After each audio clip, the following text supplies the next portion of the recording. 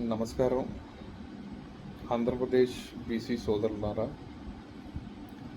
నా పేరు నమ్మి కార్తిక్ యాదవ్, విశాఖపట్నం నుంచి.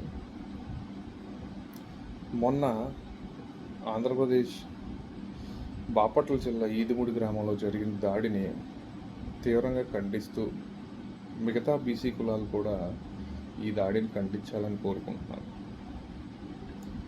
ఎందుకంటే ఆ దాడి కేవలం యాదవుల మీద జరిగిన దాడి అయితే కాదు, కేవలం కులాంకారంతో జరిగిన దాడికి గల కారణాలు నిజాలు తేల్చాల్సింది పోలీస్ మరియు న్యాయస్థానాలు. కానీ ఆ వీడియోలో క్లియర్గా ఉన్నది విషయం ఏంటంటే, వాళ్ళు అహంకారంతో కులదూషణ మరియు స్త్రీల పట్ల వాళ్ళు చూపించిన విద్వేషం అది మన బీసీ కులాలకు చెందిన స్త్రీలు వాళ్ళ కుటుంబాల గురించి మాట్లాడారు. అదే నోరు మాకు కూడా ఉన్నది, అదే స్త్రీలు మీ ఇంట్లో కూడా ఉన్నారు. కానీ మా బీసీలు యాదవులు అమాయకులు కాబట్టే మీ ఆటలు ఇన్ని రోజులు సాగుతున్నాయి. నిజంగా కొట్లాటకే వస్తే మీరు సరిపోరని నా నమ్మకం, అంటే విశ్లేషణలో నమ్మకం. దాడికి తెగబడితే మీరు సరిపోరు. కానీ అందరూ కలిసి కులాలకు అతీతంగా ఒక ప్రాంతం వాళ్ళే కలిసిమెలిసి ఉండాలని వాళ్ళు ఆలోచించుంటుంటారు. మేము కూడా అదే ఆలోచిస్తున్నాం. దీనికి మీరు కోర్టులు, పోలీసులు ఎలాంటి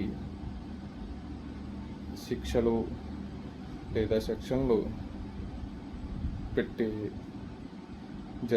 ఏం జరుగుతుందో తెలియదు. కానీ మీరు చేయాల్సిందల్లా మేం కోరుకుంటుంది వాళ్ళకి బహిరంగ క్షమాపణ, వాళ్ళ కుటుంబాలకి బహిరంగ క్షమాపణ మీరు చెప్పాలి. చాలు, ఇది ఒకటి సాధిస్తే చాలు.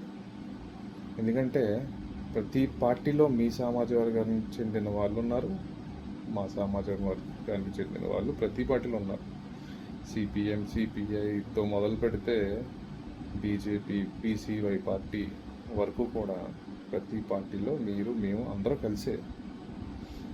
కలిసి ఉంటేనే అది ఆంధ్రప్రదేశ్, స్వర్ణాంధ్రప్రదేశ్.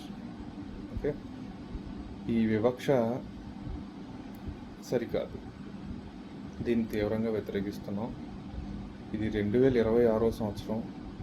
ఇంకా మీకు కులాంకారణ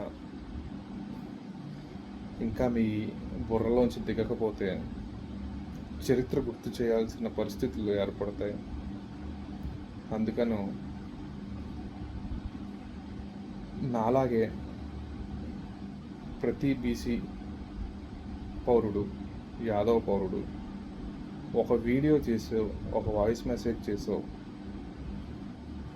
రాజకీయాలతో సంబంధం లేకుండా ఈ బీసీల పైన జరిగిన దాడిని వ్యతిరేకిస్తూ ఓ మెసేజ్ పెట్టాలని కోరుకుంటున్నాను. వాళ్ళు బహిరంగ క్షమాపణ చెప్తే చాలు.